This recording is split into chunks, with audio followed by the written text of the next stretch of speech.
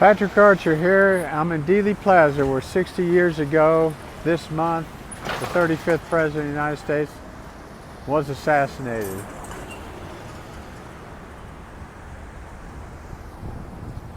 That would be John Fitzgerald Kennedy. Now, this is the crime scene. This is Dealey Plaza.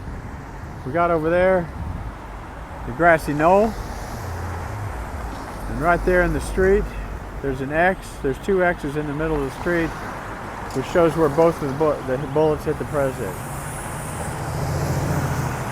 Right there is a Texas school book depository, and over there is Mr. Zapruder's building.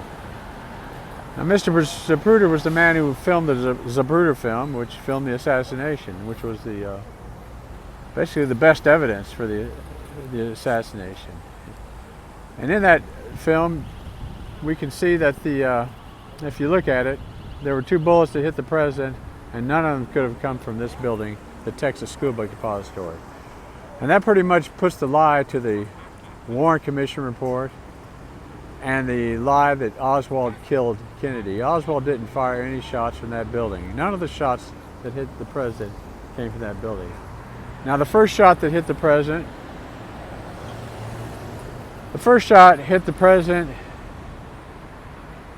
caused a throat wound, and that throat wound was an exit wound. You can tell just by the size of it and the fact that there's flesh protruding.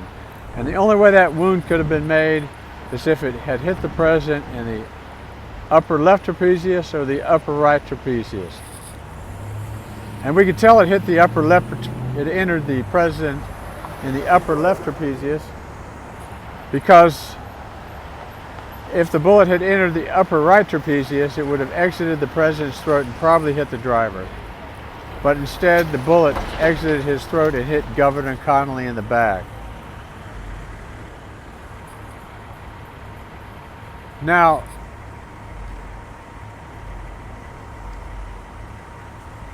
there was a book written by a man named Mark Shaw, and he wrote a book called The Reporter Who Knew Too Much, which was about a woman named Dorothy Kilgallen and her death and her life. And she was investigating this assassination. And according to Mr. Shaw, he said Jack Ruby was in the Dallas Morning News office at the time of the assassination. Now, the Dallas Morning News is 5 blocks away down that street, 5 blocks away, and you can't even see the building from here. But Mr. Shaw says that Ruby was there witnessing the assassination, which is impossible. Now, the shot that hit the president, the first shot, missed the kill. It missed the kill. So what happened was 2 seconds later, a backup shooter atop the grassy knoll, behind that fence on top of the grassy knoll over there,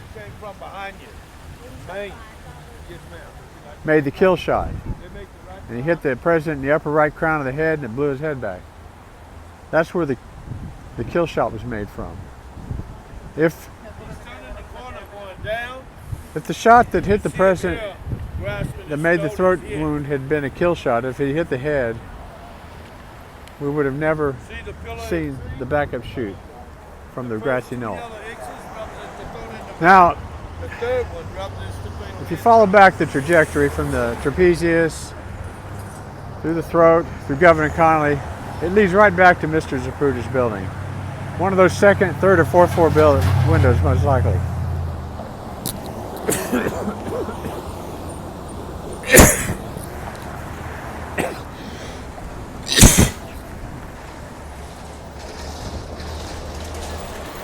And who could have been the shooter there? Well, most likely it was the man who flubbed the kill shot.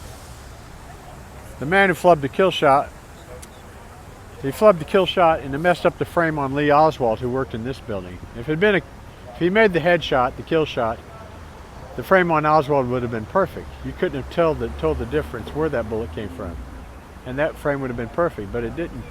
He didn't make the kill shot. So the man who made this shot from Zapruder's building had to take Oswald out. And who better to take Oswald out than the man who fled the shot, and that would be Jack Ruby. And Jack Ruby, I am certain beyond a reasonable doubt that Jack Ruby fired that first shot on the president.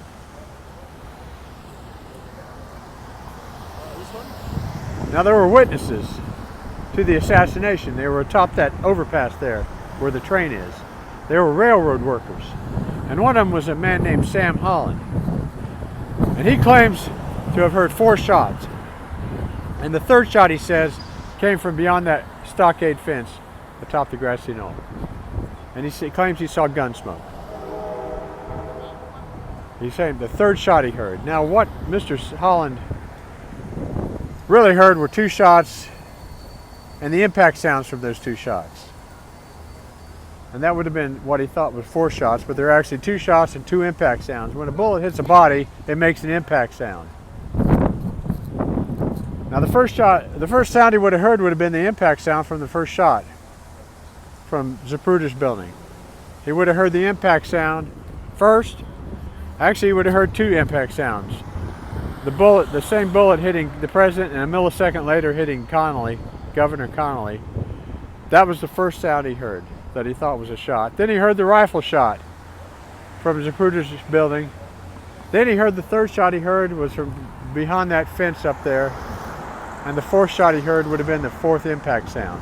Would have been the impact sound from the 2nd shot.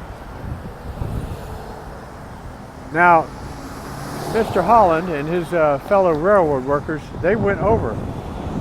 They all heard the 3rd shot from behind the fence, from behind that fence over there. So they all went over there. And he said he saw 2 policemen going up there, motorcycle policemen running up the grassy knoll there. And so all he saw over there were his fellow railroad workers and policemen. So that makes you wonder who fired that shot. Well, I have a theory about that. Now this is speculation, but I think it's based on some sort of knowledge. I suspect that there were 2 policemen over there, and one of them fired the shot and the other was a lookout. And I suspect those 2 those 2 people were Dallas policemen on the Dallas Police Department. One of them, I believe, was Tibbetts, a patrolman who was found murdered later on that day, attributed to Oswald. And I believe the second policeman was a photographer who was an implant. He was there just in the time frame right around this assassination, before and after. He was on a career with the Dallas Police Department. He was a photographer, and I can't recall his name, but his son came out and claimed that he killed Kennedy. And he was a photographer with the Dallas Police Department. And that's who I think did it. I think the photographer may have been the mastermind behind it all. He was orchestrating probably the whole thing, or a big part of it. And yeah, it was a long time in planning. It had to be.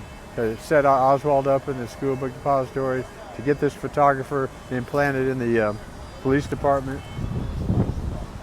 And it was and to steer the Kennedy down this route. That took some planning, some long-range planning. Anyway, that's my angle on it. Now, everything Jack Ruby did that day was weird.